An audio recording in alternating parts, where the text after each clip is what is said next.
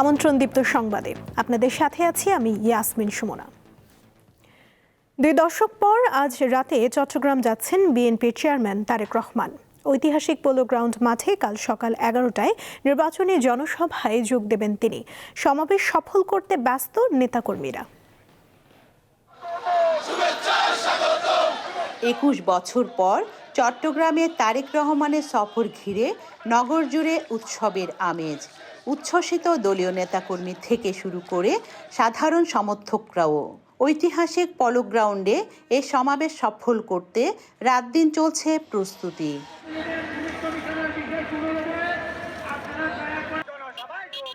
দলীয় চেয়ারম্যানের জনসভার প্রস্তুতি দেখতে সমাবেশ স্থলে বিভিন্ন স্তরের নেতাদের পাশাপাশি সাধারণ কর্মী সমর্থকরাও ভিড় করেন।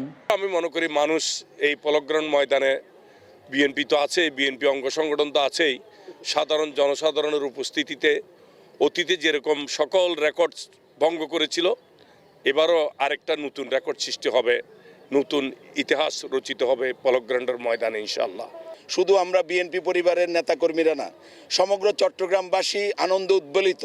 আমরা গভীর আনন্দের সাথে অপেক্ষা করছি এই প্রিয় নেতাকে, বাংলাদেশের আগামী নেতাকে স্বাগত জানানোর জন্য। বিএনপির তরুণ নেতাকর্মীরা জানান, তারেক রহমানের সফর ঘিরে তারা ভীষণ উচ্ছ্বসিত। এটি একটি গণতন্ত্র উত্তরণের সফর। দেশের আগামী দিনের কোন পথে জনগণ যাবে সেটি আগামী 25 তারিখ জনাব তারেক রহমান দিক নির্দেশনা দিবেন বলে আমরা আশা করি। আমরা চট্টগ্রাম মহানগর ছাত্রদল দীর্ঘ 21 বছর পর আমাদের নেতা চট্টগ্রাম মাটিতে পা দিবেন। আমরা আনন্দিত, উৎফুল্ল। 25 তারিখ সারাদিন ঈদের মতন আনন্দ অনুভব করব বীর চট্টলার জনগণ। সমাবেশস্থলে মঞ্চ স্থাপন সহ সার্বিক কার্যক্রম তদারকি করছেন শীর্ষ নেতারা। তারা আশা করেন পলো গ্রাউন্ডের জনসভা জনসমুদ্রে পরিণত হবে।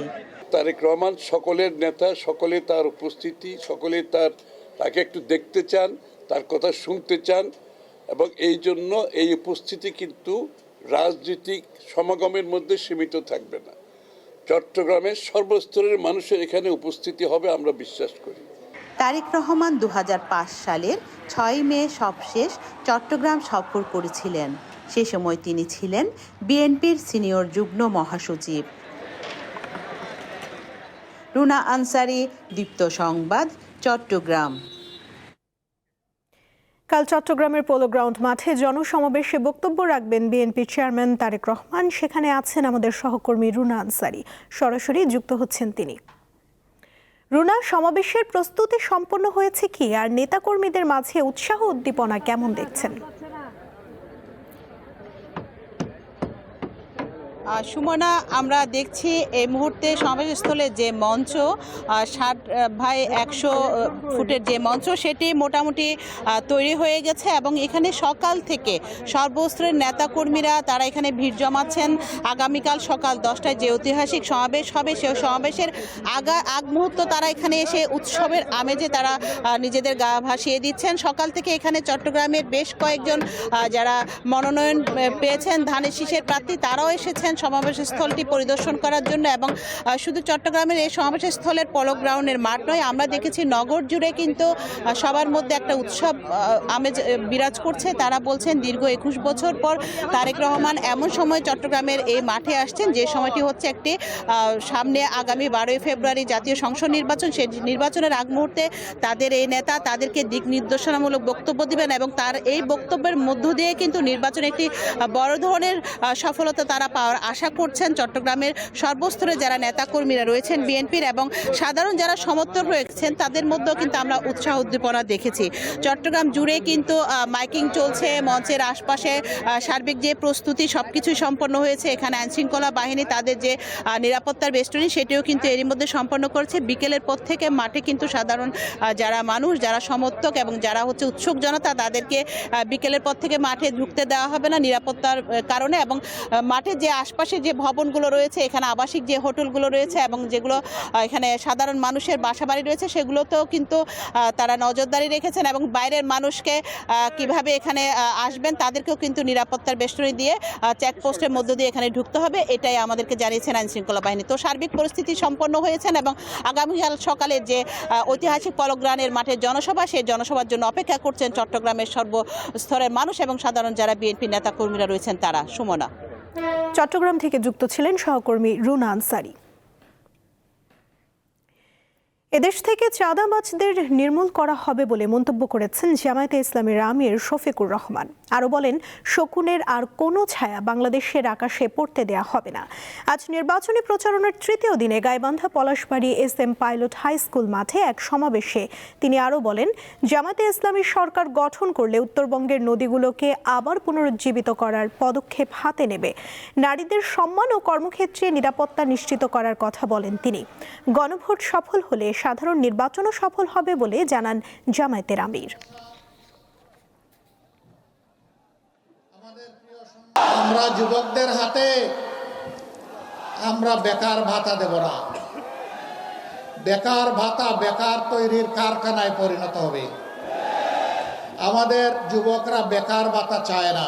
আমাদের মায়েদের জন্য ঘরে চলাচলে এবং কর্মস্থলে আমরা তাদেরকে কথা দিচ্ছি, আপনাদেরকে মায়ের সম্মান দিব এবং জান প্রাণ দিয়ে আপনাদের নিরাপত্তা নিশ্চিত করবো ইনশাআল্লাহ। নদীকে আপন করে তুলে নিব, আমাদের সন্তান বানাবো প্রত্যেকটা নদীকে ইনশাআল্লাহ। নদীগুলাকে, সন্তানকে যেভাবে মানুষ লালন পালন করে, আমরা নদীগুলাকে কুলে নিয়ে সেইভাবে লালন পালন করবো ইনশাআল্লাহ। গাইবান্ধার পর বগুড়ায় নির্বাচনী প্রচারণায় গেছেন জামায়াতে ইসলামীর আমির শফিকুর রহমান। বগুড়ায় আছেন সহকর্মী নূর আলম, সরাসরি যুক্ত হচ্ছেন তিনি। নূর, জামায়াতের আমির বগুড়ায় কখন সমাবেশে বক্তব্য রাখবেন? এছাড়া বগুড়ায় নির্বাচনী পরিবেশ কেমন দেখছেন?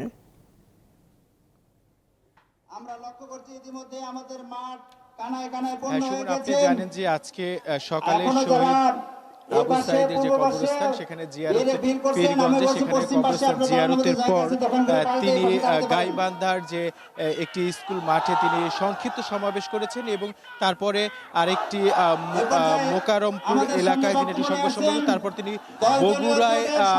বগুড়ায় তিনি কিন্তু আমরা দেখেছি যে বগুড়ার যে মাঠ রয়েছে অর্থাৎ আলাতুন্নেসা, সেখানে তিনি সংক্ষিপ্ত বক্তব্য শেষে সেখান থেকে বেরোয় এখন যেহেতু পথের মধ্যে যেই পথের মধ্যে এখানে যে আমরা দেখেছি শেরপুরের যে মাহিপুর বাজার রয়েছেন, এখানে তিনি হয়তোবা কিছুক্ষণের মধ্যে হয়তো দু একদিনের মধ্যে তার যে গাড়ি বহর লোকের কারণে কিন্তু হয়তো প্রবেশ করতে পারছে না, হয়তো তিনি কিছুক্ষণের মধ্যে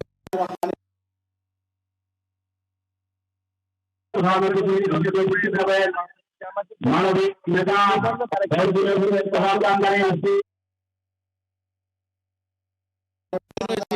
প্রচার প্রচারণা সেটা কিন্তু শুরু করে দিয়েছেন এবং জামায়াতের যে নির্বাচনী আজকের যে প্রচার প্রচারণা সেটা কিন্তু সকাল থেকে শুরু হয়েছে এবং সন্ধ্যা 6:30 আসলে পাবনার একটি সেখানে জনসভা, নির্বাচনী জনসভা অনুষ্ঠিত হবে। তার মধ্য দিয়ে আজকের যে সংক্ষিপ্ত যে পুরো দিন ব্যাপী আজকে যে নির্বাচনী যে প্রচার প্রচারণা সেটা কিন্তু আজকে শেষ হবে। তবে আমরা এখন যেই স্থানটিতে রয়েছি একেবারে হাইওয়ের পাশে, অর্থাৎ রাস্তার সড়কগুলোর পাশে যেতে যেই স্থানটিতে পড়ে সেখানেই কিন্তু আসলে সমাবেশ করে তারা তাদের যে রোস্টার অনুযায়ী, সময়সূচি অনুযায়ী তারা কিন্তু আগাচ্ছে এবং আমি এই ছিল আমার কাছ থেকে এখন যে মহিপুর বাজার শেরপুরের যে নির্বাচনী প্রচার প্রচার বাংলাদেশ জামায়াতে ইসলামের সর্বশেষ খবর।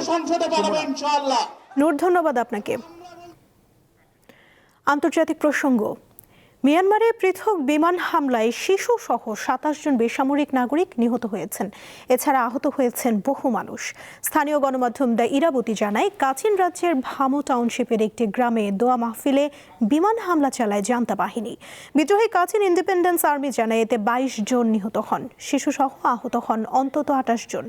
এছাড়া মাগওয়ে অঞ্চলের আংলান টাউনশিপের একটি গ্রামে বিয়ের অনুষ্ঠানেও বিমান হামলা চালায় জান্তা। এতে এক শিশু সহ অন্তত 5 জন নিহত হন। এদিকে মিয়ানমারের বেসামরিক সরকার ন্যাশনাল ইউনিটি গভর্নমেন্ট জানিয়েছে 2025 সালে জান্তা বাহিনীর বিমান হামলায় 2326 জন বেসামরিক মানুষ নিহত হয়েছেন। এ ছিল এখনকার মতো। পরবর্তী সংবাদ বিকেল 5টায় দেখার আমন্ত্রণ রইল। এছাড়া আরও তথ্য পেতে যুক্ত থাকুন দীপ্ত ডিজিটাল প্ল্যাটফর্মের সাথে। ধন্যবাদ সবাইকে।